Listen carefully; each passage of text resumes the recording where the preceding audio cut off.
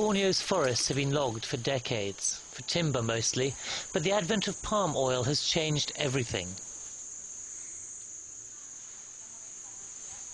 Orangutans, gibbons, macaques and bears could survive in the secondary forests left after the best trees were removed.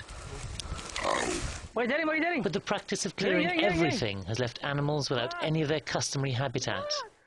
Environmental groups claim some 5 million hectares of orangutan habitat have been destroyed for palm plantations. When the forest disappears, instinct leads the apes back to what used to be their homes.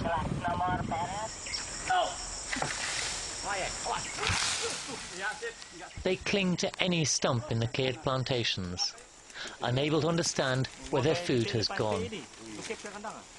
It's left to privately funded NGOs to rescue them before plantation workers kill them or sell the babies as pets. Lona Drescher-Nielsen's group is BOS, the Borneo Orangutan Survival Foundation. Relying precariously on donations, it sends teams to drug and capture lost orangutans to release them eventually back into the wild. Mama Mosi! We now work with almost all plantations in central Kalimantan. Some are more willing to call us because it doesn't cost them anything. We estimate about 5,000 orangutans are killed at least every year. Another 5 or 6 years, if we don't watch out, if we don't do something now, the orangutan will be gone in the wild. The man who signs the palm oil concessions is the provincial governor. He denies licenses are granted for virgin forest, insisting that it's only already cleared land that's available for plantations. The problem is not logging that's carried out by those with permits, but by those who don't have permits, what is called illegal logging. In my opinion, the problem is, if the international community didn't accept this, then the illegal loggers would have no support.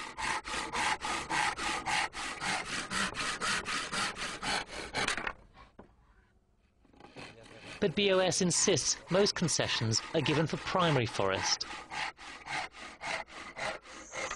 The district chiefs can give out concessions up to about 5,000 hectares on their own. And if the palm oil plantation give enough money out of the table, the district chiefs doesn't really matter very much whether that land has got forest on it or not. Lona's most ambitious and controversial project is to rehabilitate the orphans back into the wild.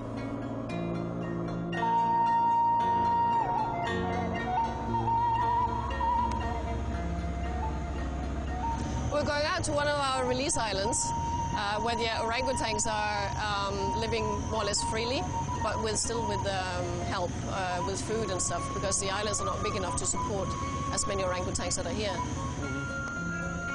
Many scientists are skeptical that orphans raised in captivity can be successfully released. She's determined to prove them wrong. The technicians call out to the orangutans to let them know there's food. Within minutes, a trickle of nearly wild apes appears. This is Gaddy's coming in here. She's still a young female. She's only about 8 years old. The island colony now has 43 apes adapting to independent living, 6 of whom were born here. In captivity, you find lots of babies are not taken care of very well by the mothers. Yeah. They throw them out, or they just don't really seem to know what to do with them. I will bite you. Centres like this give hope that Asia's last orangutans will endure in the wild. But they love to be tickled.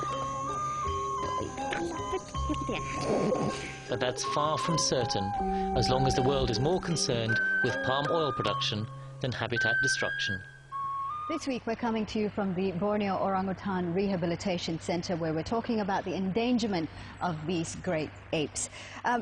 Eric, how much do you think is this problem facing the orangutans an issue that's related to a lack of education or awareness by the people who are involved in illegal logging or even the wildlife trade? There isn't much thinking into long-term management of natural resources. It's very much get it as soon as you can, and it doesn't matter whether people are from local communities or they're from big businesses, it's all business.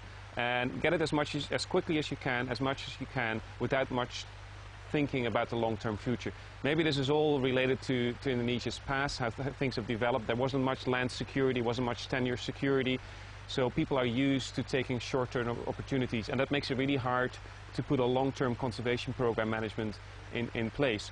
Whether that's related to education, whether that's related to human greed that happens and exists everywhere in the world, I can't judge. Sure, but we are talking about most people, most poachers, I'd say, would be living below the poverty line or within the poverty circle itself. Hardy, are they aware that they are contributing to the dwindling numbers of the orangutans and the degradation of these forests? Or do they care? The problem is, I think, that the people who has money and power, they just do not care. They only care with their own profit. They know that orangutan is protected animals, but why they still converting the forest and also kill the orangutans? So I think the problem is not in the local people, but in the people who has the money and power. Tony, you've been quoted as saying that all development requires some sacrifice. Yes. Is the Borneo biodiversity in Borneo's forests, is that worth sacrificing for economic developments of the nation? Well, the way we trying to find is that to find a compromise between the two issues. What happened in the field is each province, each region has its own what they call special plan, which indicate the area for conservation, development, agriculture, urban area. That's the agreed consensus that every sector should follow. If we had a problem with one sector, then we should enforce that. Eric, how difficult is it to marry commercial interests with environmental conservation? Can you, or is it difficult to engage timber industries, oil palm industries to start looking at the biodiversity in the Borneo forests and for them to start acting? I think it depends where you look. Like the timber industry, we've done a lot of studies on how orangutans survive in timber concession. If you have a really well-managed timber concession, well-managed in terms of how they run their operation, how they extract the timber, how they let forest regenerate after that, orangutans could perfectly well live there. And as Tony pointed out, 75% of orangutans live outside national parks. That basically means they live in forest that is going to have some productive function, most of the cases. And there are successes. There are successes because we know they survive. I mean, it really is about... What are the successes? The successes are where timber concessions have been improving their management to the point that they become internationally certified, and that's an open, internationally audited process where basically they have to abide by a whole set of rules about how they manage their forests. That's the forest technical side of things. I know from an ecological side that orangutans can survive there. So if a timber concession manages their concession with purely an economical, from an economical perspective, they want to minimize their economic losses, they want to maximize their efficiency, and they do it in that way, and they save the orangutan at the same time, I'm fine. Oil palm industry is an entirely different story. Orangutans do not survive in oil palm. Plantation also. In plantation. Why is that? How different would it be from the timber industries to the oil palm plantation? I mean, the food. Yeah, exactly. There's no availability of the food. And there's no fruit. The food that's there is like young palm shoots. So they cause damage to they become a pest animal, and they're being treated as such. I mean, Hardy has plenty of evidence of orangutans being killed during the establishment of oil palm. I mean, that's happening because they are killing oil palm, and they're a protected species. Oil palm, though, is a huge industry here in Indonesia. It creates a lot of revenue. Is there a balance? Can you have environmental conservation and at the same time an economic progress in the oil palm industry? The palm oil plantations, they take everything from nature. If people say that it's for economic development, but I will ask back that economic development for who? It's for the company, not for the local people. I know it's a big profit from palm oil plantation, maybe for to pay the tax, but the country we will a great loss from the big profit.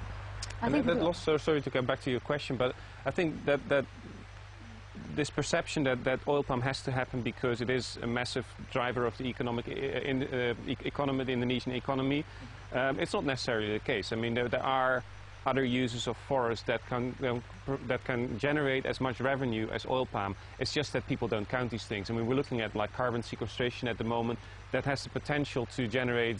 We've looked at this in detail, like the revenues created by 30 years of oil palm, as opposed to what would the revenues be if a carbon market really kick in and start generating income for Indonesian people and the government. That at a carbon price of like $5 to $6 per ton, which is well within the international markets, you'll start being economically competitive with oil palm. So this whole argument that oil palm has to happen to drive the economy, that is not true. It's the easy way, because you can plant oil palm tomorrow and harvest it in 5 years, and everyone knows how to do it. Making a carbon project, it's quick cash, yeah. Well, that's all the time that we have. Thank you very much for joining me in this discussion. Thank you again for watching from the team of 101 East here at the Borneo Rehabilitation Centre. We'll see you again next week.